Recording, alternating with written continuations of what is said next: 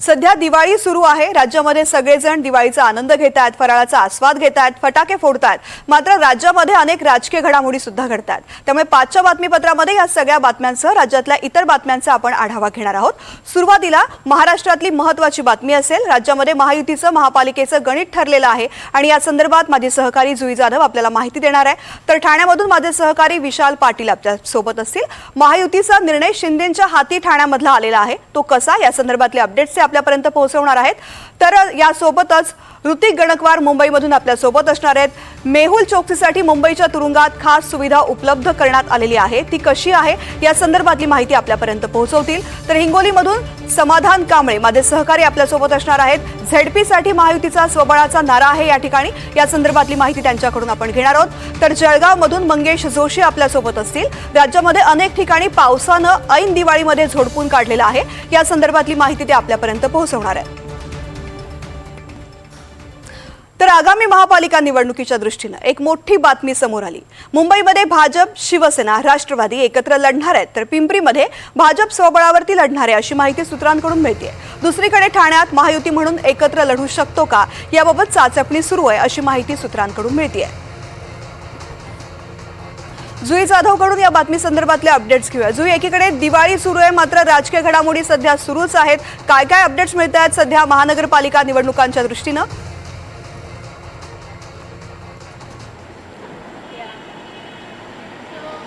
तृप्ती, आगामी स्थानिक स्वराज्य संस्था निवडणुकीसाठी सगळेच पक्ष तयारीला लागले आहेत। मोर्चे बांधणी प्रत्येक पक्षाकडून आता सुरू झाली आहे।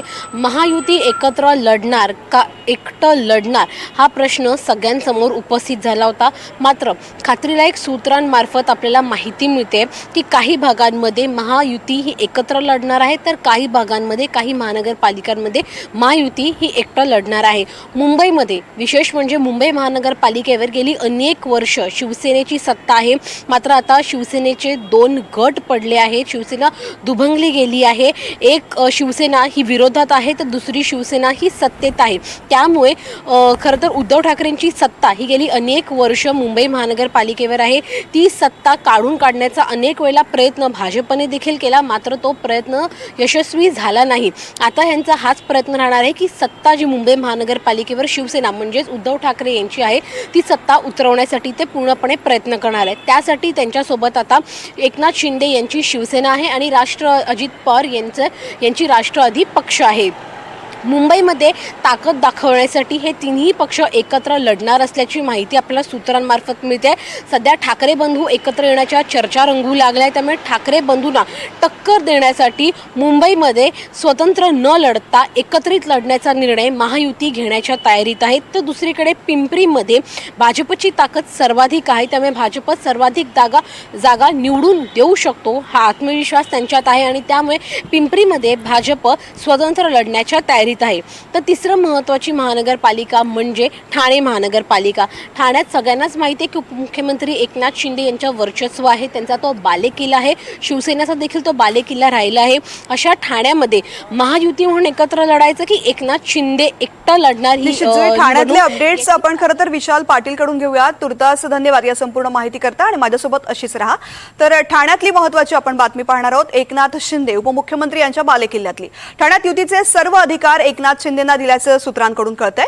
युती झाल्यास भाजपला जागा मिळाल्यास शिंदेंना मात्र फटका बसू शकतो। उमेदवारी न मिळालेले अनेक जण ठाकरेंकडे जाण्याचीही शक्यता आहे अशी सूत्रांकडून माहिती मिळते। या संदर्भातली माहिती माझे सहकारी विशाल पाटील आपल्यापर्यंत पोहोचवतात। विशाल, तृप्ती, आपल्याला माहिती आहे महायुतीच्या अनेक बैठका स्वतंत्र होताना पाहायला मिळत आहेत, मात्र महायुतीचे जे प्रमुख नेते आहेत देवेंद्र फडणवीस, अजित पवार आणि एकनाथ शिंदे या तिघांमध्ये अद्यापही या स्थानिक स्वराज्य संस्थांच्या निवडणुकांच्या जागा वाटपाबाबत एकही बैठक झालेली नाहीये। मात्र आता आपल्याला सूत्रांकडनं एक माहिती मिळते की ठाणे महानगरपालिकेच्या बाबतीत सर्व अधिकार हे उपमुख्यमंत्री एकनाथ शिंदे यांना दिले जाणार आहेत, कारण का आपल्याला माहिती आहे गेली कित्येक वर्ष उपमुख्यमंत्री एकनाथ शिंदे यांचं ठाण्यावरती वर्चस्व आहे। मात्र ठाणे महानगरपालिकेला धरून अनेक वाद होताना आपल्याला पाहायला मिळाले होते। मंत्री गणेश नाईक यांनी वेगवेगळ्या पद्धतीचे आरोप हे न कळतपणे एकनाथ शिंदे यांच्यावरती केले होते आणि या सगळ्या बाबतीत आता एकनाथ शिंदे यांच्यावरतीच मुख्य जबाबदारी ठाणे महानगरपालिकेची जी ही देण्यात येणार आहे, कारण का ह्याचा महत्वाचा जर पार्ट आपण पाहायला गेलं तर अनेक नगरसेवक हे ज्या वेळेला स्वतंत्र शिवसेना निर्माण होत होती किंवा एकनाथ शिंदे यांनी बंड केलं होतं त्यावेळेस मोठ्या प्रमाणात नगरसेवक हे एकनाथ शिंदे यांच्या सोबत गेले होते. त्यामुळे आता जर जागा वाटपाचा तिढा निर्माण झाला आणि याच्यामध्ये जर एकनाथ शिंदे यांच्या शिवसेनेला जागा जर कमी मिळाल्या तर जे नगरसेवक एकनाथ शिंदे यांच्याकडे गेलेले ते पुन्हा एकदा शिवसेना उद्धव बाळासाहेब ठाकरे पक्षाकडे वळू शकतात आणि याचा फटका हा मोठ्या प्रमाणात ठाणे महानगरपालिकेच्या बाबतीत बसू शकतो आणि सगळंच सत्तेचं गणित हे बिघडू शकतं. आणि याच अनुषंगानं आता एक आपल्याला सूत्रांकडून अशी माहिती मिळते की ठाणे महानगरपालिकेच्या जागा वाटपांच्या बाबतीत सर्व अधिकार हे एकनाथ शिंदे यांना देण्यात आलेले आहेत. त्यामुळे निश्चितच गणेश नाईक असतील किंवा भाजप असेल ही स्थानिक पातळीवरती जर एकनाथ शिंदे यांना या सर्व अधिकार दिले तर मात्र त्या ठिकाणी सुद्धा संघर्ष होण्याची आणि नाराजी होण्याची मोठ्या प्रमाणात शक्यता आहे. त्यामुळे सद्यस्थितीला एकनाथ शिंदे यांच्यावरतीच ठाणे महानगरपालिकेचे सर्व अधिकार महायुतीच्या माध्यमातून दिले गेलेत अशा पद्धतीची सूत्रांनी माहिती दिलेली आहे. त्यामुळे प्रमुख नेते ज्या वेळेला बैठक घेतील त्यावेळेला ठाणे महानगरपालिकेचं नेमकं चित्र काय असणार आहे हे पाहणं महत्वाचं असणार आहे. कारण का आतापर्यंत 17 महानगरपालिकांचा तिढा हा महायुतीमध्ये आहे आणि यामध्ये एकही बैठक या 17 महानगरपालिकांना धरून वरिष्ठ नेत्यांची झालेली नाहीये. त्यामुळे या 17 महानगरपालिकांमध्ये जे स्थानिक पातळीवरचे शिवसेनेचे नेते आहेत यांची प्रामुख्याने हीच मागणी आहे की आपण स्वबळावरती लढलं पाहिजेत आणि हीच भूमिका अशाच पद्धतीची भूमिका भाजप मध्ये सुद्धा असताना आपल्याला पाहायला मिळालेली आहे. त्यामुळे महायुतीमध्ये अजित पवार यांच्या वादापेक्षा अधिक जर आपण पाहायला गेलं तर शिवसेना आणि भाजप यांच्यामध्ये अधिक वाद होतोय आणि शिवसेना आणि भाजप यांच्यामध्ये जवळपास 17 महानगरपालिकांचा वाद हा अद्याप कायम आहे. याच्यातील आज जर ठाणे महानगरपालिकेचे जर एकनाथ शिंदे यांना सर्व अधिकार दिलेले आहेत अशा पद्धतीची माहिती आपल्याला मिळाली तर 16 महानगरपालिकांच्या बाबतीत महायुतीकडनं काय निर्णय घेतले जातात हे पाहणं अधिक महत्वाचं असणार आहे. तृप्ती, निश्चितच एकूणच विशाल, गणेश नाईक यांनी ज्या पद्धतीने जनता दरबार सुरू केलेले होते त्यामुळे गणेश नाईक यांचा वर्चस्व ठरतोय की काय ठाणे आणि या सगळ्या भागामध्ये असं वाटत होतं. मात्र एकूणच या माहितीमुळे एकनाथ शिंदे यांचं प्राबल्य वाढेल अशी सुद्धा चर्चा सुरू झालेली आहे. धन्यवाद या माहिती करता. माझ्यासोबत असाच राहा. पुढची बातमी आपण पाहूयात. तर 13,000 कोटींच्या घोटाळ्यामधील चोक्सीसाठी खास सुविधा दिल्या जात आहेत. मेहुल चोक्सीसाठी आर्थर रोडमध्ये विशेष सुविधा उपलब्ध करून दिल्या जात आहेत. आर्थर रोड तुरुंगातील बॅरेक 12चे फोटो समोर आलेले आहेत. टीव्ही युनिट, विशेष बाथरूम, प्रशस्त हॉल देखील उपलब्ध करून दिलेला आहे. लवकरच मेहुल चोक्सीचं भारतात प्रत्यार्पण होणार आहे आणि त्या दृष्टीनं या सोयी उपलब्ध केल्या गेलेल्या आहेत. बेल्जियम कोर्टानं मेहुल चोक्सीची याचिका फेटाळत त्याला धक्काही दिलेला आहे. त्यामुळे त्याचं भारताकडे हस्तांतर होण्याची शक्यता आहे. आणि या संदर्भातली माहिती घेऊयात माझे सहकारी ऋतिक गणकवार यांच्याकडून. ऋतिक, नक्कीच एकंदरीत 2018मध्ये जो हिरे व्यापारी आहे मेहुल चोक्सी हा भारतातून फरार झालेला होता, पळून गेलेला होता. त्यानंतर त्याने जवळपास 14,500 कोटींचा जो घोटाळा आहे तो केलेला होता. PNB बँक जी आहे ती त्याने बुडवलेली होती आणि आता एकंदरीत त्याने सर्व जे इकडून तिकडे फरार होत आता बेल्जियम कोर्ट जे आहे त्याने आता भारताकडे त्याचं प्रत्यार्पण करण्यासाठी परवानगी दिलेली आहे. आता त्यामुळे काहीच दिवसांमध्ये मेहुल चोक्सी जो आहे तो भारतात येणार आहे आणि विशेष म्हणजे तो मुंबईच्या आर्थर रोडमध्ये तो जेलची हवा खाणार आहे. एकंदरीत त्याने अनेक पळवाटा ज्या आहेत ते यामध्ये शोधलेल्या होत्या. अनेक जे आरोप आहे ते भारतावरती केलेले होते, भारतीय प्रशासनावरती केलेले होते. त्यामध्ये प्रमुख जो एक आरोप आहे तो भारत सरकार जे आहे की भारतचं जेल प्रशासन आहे ते माझं टॉर्चर करेल, मला जे आहे मानवी अधिकार आहे ते त्यांचं उल्लंघन करून माझं टॉर्चर करेल अशा पद्धतीचा दावा जो आहे तो बेल्जियम कोर्टामध्ये मेहुल चोक्सी यांनी केलेला होता.